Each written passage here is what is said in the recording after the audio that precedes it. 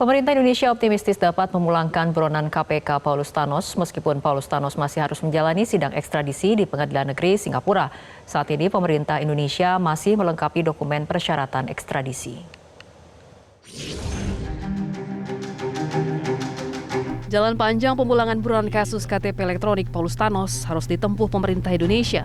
Meskipun Paulus Thanos telah ditangkap otoritas penegak hukum di Singapura pada 17 Januari lalu. Pemerintah menargetkan proses ekstradisi Paulus Thanos rampung dalam waktu dekat, sebelum batas maksimal 3 Maret 2025. Waktu 45 hari, saya jawab langsung ya. Waktu 45 hari adalah waktu untuk kita melengkapi dokumen. Ya Bu Direktur ya. Nanti setelah dokumen, tapi insya Allah kita tidak akan sampai 45 hari. Ya, kita tidak akan sampai 45 hari. Tapi saya tegaskan bahwa setelah 45 hari tentu proses ini akan berjalan di pengadilan Singapura. Karena itu kita tunggu setelah dokumennya lengkap. Yang kedua, terkait dengan proses persidangan tentu kita tidak bisa turut campur di sana. Karena setelah selesai ada putusan di pengadilan tingkat pertama di Singapura tentu masih ada proses banding. Persidangan ekstradisi tidak bisa dilakukan secara instan karena ada prosedur hukum yang harus dipenuhi oleh semua pihak terkait. Singapura ingin memastikan bahwa orang yang diserahkan tidak salah. Para pihaknya itu untuk memastikan yang bersangkutan ini benar-benar identitasnya benar dan sebagainya. Dan itu hukum nasionalnya Singapura. Ya, kita kan harus menghormati sebagai negara sahabat kan, dan kita sebagai negara hukum. Dan itu bagian dari komitmen kita ketika perjanjian ekstradisi itu ditandatangani. Pemerintah meyakini perjanjian ekstradisi yang disepakati Indonesia dan Singapura bakal berjalan mulus pada kasus Thanos. Masyarakat diharap bersabar sampai tersangka kasus dugaan korupsi pengadaan EKTP itu dipulangkan untuk diadili. Ada potensi Indonesia akan kalah juga ya Pak, berarti kalau proses pengadilan ya?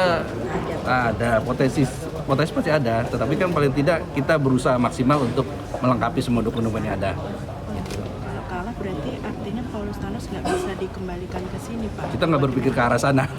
Kita berpikir optimis bahwa semua dokumen bisa dilengkapi dan Penangkapan Thanos membuka peluang bagi KPK untuk menelusuri siapa saja yang terlibat dan menetapkan tersangka baru.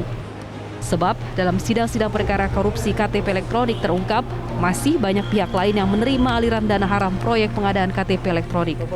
Tangan Paulus Thanos ini menjadi pemicu untuk memulangkan Harun Masiku maupun Kirana Kotama. Dan yang lain-lain juga kepolisian bisa membantu buron-buron yang lain untuk dilakukan pemulangan. Dan ini sekaligus apresiasi kerjasama kepolisian membantu penegak hukum yang lain memulangkan orang yang kabur, dan itu saya kira suatu hal yang patut diteruskan. Soal Paulus Thanos sudah memiliki warga negaraan lain, setahu saya Guinea-Bissau itu. Nah, tapi kan waktu istilahnya hukum kita menganut kejahatan di Indonesia oleh warga negara asing pun bisa diadili di Indonesia.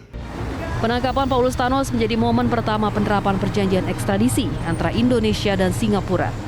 Perjanjian ini memungkinkan proses hukum terhadap buronan yang sebelumnya sulit dijangkau. Tim Liputan Metro TV.